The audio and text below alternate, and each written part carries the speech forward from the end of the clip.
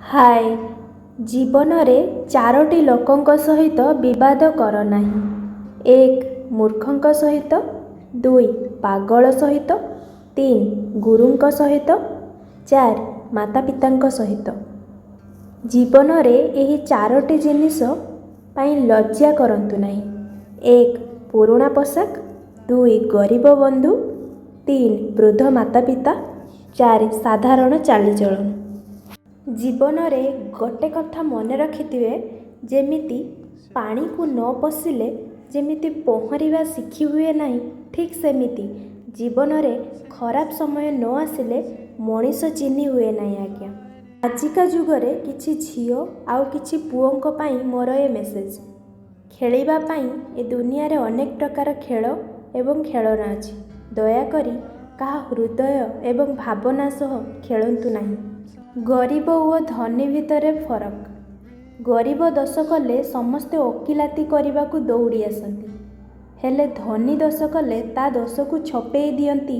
ଠିକ୍ ଯେମିତି ଚା'ରେ ମାଛି ପଡ଼ିଲେ ଲୋକେ ଚା'କୁ ଫିଙ୍ଗି ଦିଅନ୍ତି, ହେଲେ ଯଦି ଗୁଆ ଘିଅରେ ମାଛି ପଡ଼େ ତେବେ ଲୋକ ମାଛିକୁ କାଢ଼ି ଫିଙ୍ଗି ଦିଅନ୍ତି।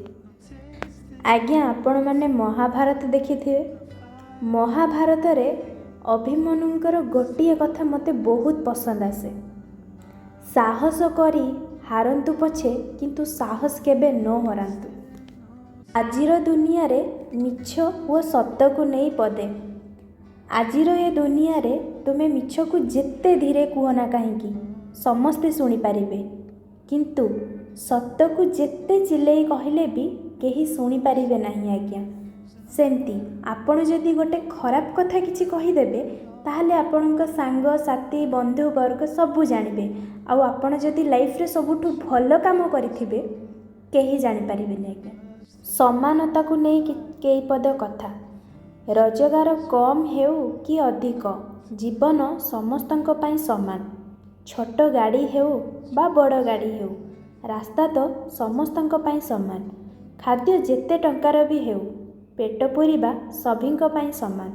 ଘଣ୍ଟା ସାଧାରଣ ହେଉ ବା ହୀରା ଲଗା ହେଉ, ସମୟ ଦେଖାଏ ସମସ୍ତଙ୍କୁ ସମାନ।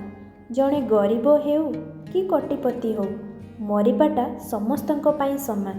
ତେଣୁ ମୃତ୍ୟୁ ପରେ ବି ବଞ୍ଚି ରହିବା ପାଇଁ ଧନ ନୁହେଁ ଆଜ୍ଞା, ଜିଣିବାକୁ ହେବ ଅନ୍ୟର ମନ।